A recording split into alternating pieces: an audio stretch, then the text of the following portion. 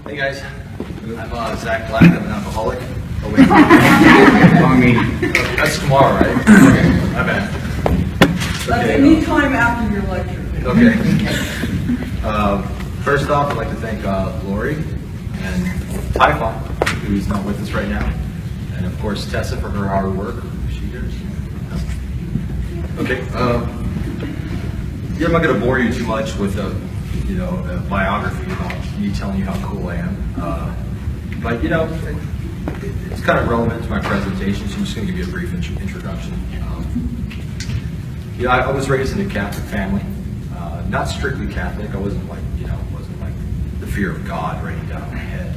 But he was like one of those weekend warrior Catholics, like go to church on Easter Sunday and Christmas Mass. And somewhere between the age of 6 and 8, I started to develop what I would call critical thinking skills. I started to question how does this fat Santa Claus fit down a fucking chain? And I grew up poor. We didn't have a chain, so all of a sudden I questioned Santa Claus, questioned the Easter Bunny, questioned the Tooth Fairy, and I kind of came to the conclusion that it's all fucking bullshit. And then by the age of about 10, the next conclusion was God. Okay, this is just an imaginary friend too. This is just a fictitious person, just like Santa Claus, just like the Easter Bunny. And I started to realize there's no way. If there is a God, it's way too complex for us to understand. And if there is a God, it's completely indifferent towards us. He can give two fucks about what happens to us, what happens in the world around us. It's probably too complex for us to actually understand. I looked into occultism. I started to branch out for myself. So I basically became an agnostic around the age of 10 to 12. I started to look into occultism, look into alternative philosophies and religions. I studied, paganism, Wiccan. Those are the most common, prevalent ones. Studied that. This is before the internet. So this is when you're at the bookstore, at the corner, taking a book out of the New Age section, reading in the corner. And eventually I came across the Satanic Bible, and it made a lot of sense. I studied some bullshit books like the Necronomicon and Sundays Necronomicon, other books. And when I read the Satanic Bible, it was like looking into a mirror. It was like, this is it. This is me. This is what makes sense. And from there on, it was history. I joined the Church of Satan in 1994 when I was 18, almost 40 now, and was with the Church of Satan until 2010 when I resigned. But Satanism to me was a liberating philosophy. I was studying Nietzsche, studying Rand. I studied Carl Jung, Freud, Wilhelm Reich, a lot of pioneers in their field. With the internet, completely changed Satanism, at least as far as I know. Now, I can't speak for the entire occult community because my knowledge is pretty narrow, laser beam, but it is focused. When the internet came along, it opened up a whole new branch. It was kind of back in the old days, some of you are old enough to remember, before Google, before Facebook, before YouTube and all that shit. You actually had to go out and actually read books. So, I was just on the edge of that. What I couldn't afford to pay for, I stole, from bookstores and stuff, to educate myself. But with the internet, now it's these satanic organizations, everybody seems to be a high priest or something. You have a billion Facebook groups about Satanism, or occultism of some sort, and everybody's high priest or magister or warlock or reverend or whatever, and it's just these used to be titles that were given to you based on your accomplishments, based on respect that you have earned from other people. Now these are titles that are self-ordained, that anybody can just take forward. And now everybody has a church of this, church of that, high priest of this, high priest of that. So that's kind of a con of the internet era. But the pros to that is this. Like, this would not be here if it wasn't for the internet. The whole networking aspect is great. I mean, this is opens a huge door for all of us. You know, it allows us to meet, allows us to communicate, allows us to exchange ideas. But what I've learned with Satanism, I got on the internet in about 2009, created Satanic International Network in 2010, started Satanic International, the organization, in 2014. We have 33 chapters around the world. But what I've learned is, with Satanists specifically, my ideal of what a Satanist was radically changed when I actually started to meet people on the internet. I mean, when I think of Satanist, it is not, a lot of these Satanists have like no honor, no sense of pride, no sense of loyalty, no integrity. I mean, I can tell you this, that people think like, oh, your biggest enemy would be Christians, Muslims, Jews. Actually, in my experience, the biggest enemy was other so-called Satanists that will stab you in the fucking back, that have no honor, no integrity. And if we are to consider ourselves as Satanists, as to be part of the elite, we should hold ourselves to a higher standard. We should hold ourselves to a standard of integrity, a higher standard than the herd.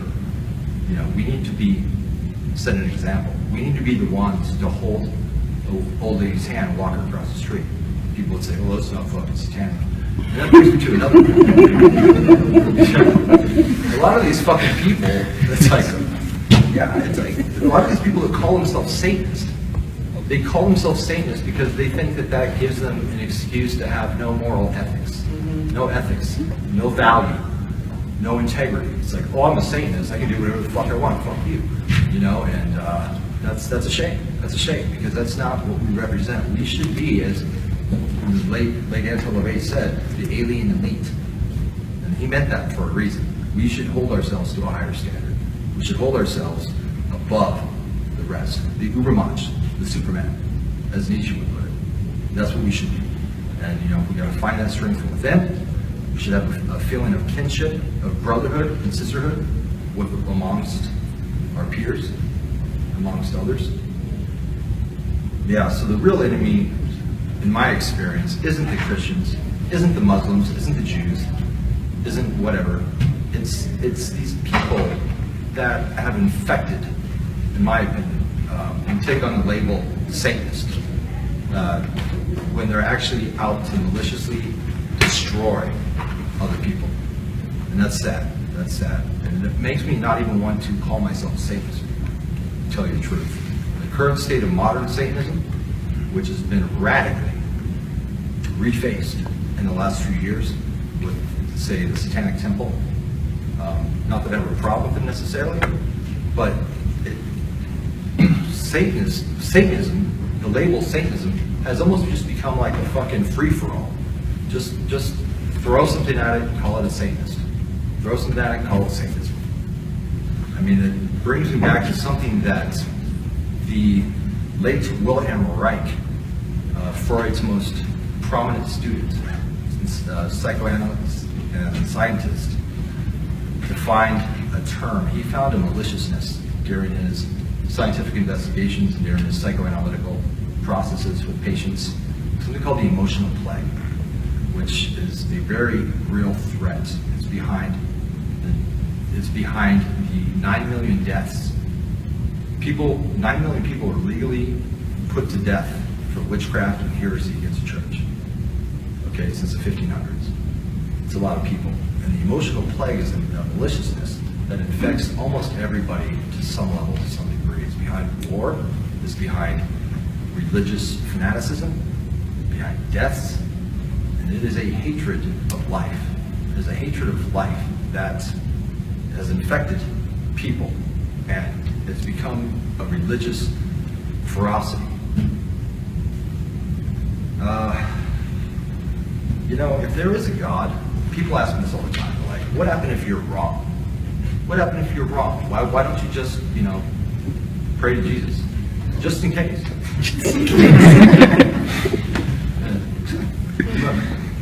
My response to that is, okay, if there is a God, is it possible? Sure, it's possible. In fact, I think anybody that speaks in absolutes, whether you're an atheist, whether you're a fanatical Christian, anybody that speaks in absolute is kind of, in my opinion, is kind of foolish. Because none of us know for certain what is there and what is not there. None of us know how we got here, or where we're going, or what the purpose of life is. I think the purpose of life is just to live, to experience life, to enjoy what we can from this life, because there may not be another. But if there is a God, which is possible, I don't think that we have the intelligence to actually comprehend and understand what God is. I mean, we've only been out of the jungle for 30,000 years. So, but all of a sudden, we're supposed to understand the mysteries of the universe. If there is a God, I don't think that we have the mental capacity to actually understand what that is. And it's weird. It's like we've come so far. In 500 years, we thought the world was flat. 1,000 years ago, we thought everything revolved around the Earth. Now we're putting satellites on meteors that are flying at 30,000 miles an hour. So we've come so far. We have computers, we have the internet, we have all this technology, right? Just in the last 100, 200 years, we've come so far. But yet, spiritually, we're fucking caving. We're believing in mythologies, most people, that go back from thousands of years. And it's like, what stopped us? Like, why have not we evolved spiritually? I don't understand that. It's a mystery. We're still in the dark ages spiritually. We're archaic. And that's it. And I've got this. Time allows. Good on time? I think we are. I wanted to read you something that I wrote. This is a foreword to a book. I didn't write the book. I just wrote the book. This is called The Need to Believe. This is something that I wrote. This is about man's inherent need to believe something greater than himself.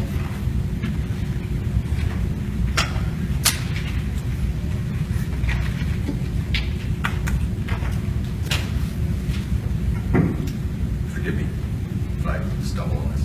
I didn't check this for typos. I learned a long time ago it is not worth arguing with religious folk. You cannot hope to achieve much trying to enlighten mystical, superstitious, weak-minded people. Why use logic and reason to argue or debate someone who has a deep-rooted psychological need to resist it? It is like arguing the shape of a cloud with a blind man.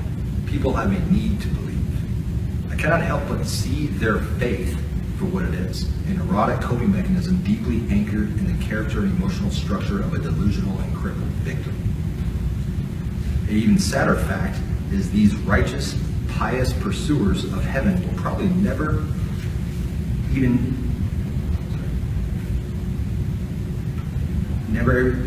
recover. Their entire lives, security, thought process, logic, reasoning, longing, and general impressions of the world around them is built on its fairy tales. These very people push into the trusting and delicate minds of their children their very own fears and delusion. If faith-based mentality was replaced overnight with a rational, objective approach to reality, most of these people, emotional and mental health would crumble in days. Faith is rooted in fear. It's the fear of the unknown, the unpredictable, and most of all, the fear of living a life free of their conflicting neurotic mechanisms that they now are entirely dependent on as a permanent coping mechanism, a delicate house of cards to represent guilt, rage, fear, lust, etc. If you doubt that this is the fear of losing control and letting go that fuels religious fever and devotion, consider this question. Why would organized religion launch crusades to exterminate entire cultures, populations, and races? They claim that they are doing God's work by ridding the world of savages, heathens, perverse and deviant people. It was too much for the holy to see free and unrestrained, happy people half naked, not ashamed of their own passions. These primitive godless, free-loving people threatened to expose the fear and inherent irrational contradictions that their culture, religion, and faith rests and depend upon. It was necessary to rid the world of people who remind themselves of what it is to truly be alive. They gave up the one thing they claimed they value above anything else, the only thing they hope to reunite in some mystical, intangible, everlasting bliss with their Lord, their very essence, their soul. It was necessary to burn countless thousands of women alive simply because they remind them of these miserable, impotent men that they themselves once felt alive in their groins. And what could be more murderously provocative than to arouse the last bit of lust in some of these miserable, resigned, hateful shell of man who longs for death? The righteous and holy will always attempt to remove and exterminate others who think differently and do not reinforce their delusions. Even others that are equally crippled, holy men of a different cloth. After all, what if the other religions is right? There was no clause for that in their gospels. So, if they are right, that would make you wrong. A cloud of anxiety and horror will surely await. There is no other reason and explanation to make light of how even intelligent, educated, worldly, and presumably logical, well-adjusted people could ignore scientific, proven facts that are in sharp contradiction to their faith. Even scientists themselves are still spending their entire lives trying to prove evolution is false, that carbon dating and the known age of the universe around us is grossly inaccurate. In the opposition of all evidence and reason, they are still willing not to let go of their delusions. They cannot. It is simply something they are incapable of doing. It would mean an end to the fictitious they have grown dependent upon to cope and function. The dissolving of the very deep emotional layers of repression and rigidity they have spent a lifetime building. Not to mention, for the first time in their lives, they are unsure of what lies beyond. If a man of average intelligence reviews the idea of God with a rational, objective approach, he will come to one conclusion. God is possible but highly unlikely. And one more agnostic was born. God is nothing but an imaginary friend for adults. The universal need to believe should be looked at as a mass-induced psychosis. A protective mechanism early man evolved after the horrors, unnecessary uncertainty, and isolation he must have felt leaving the comfort of the jungle, the open fields, towards the end. So, pretty much wraps up my presentation.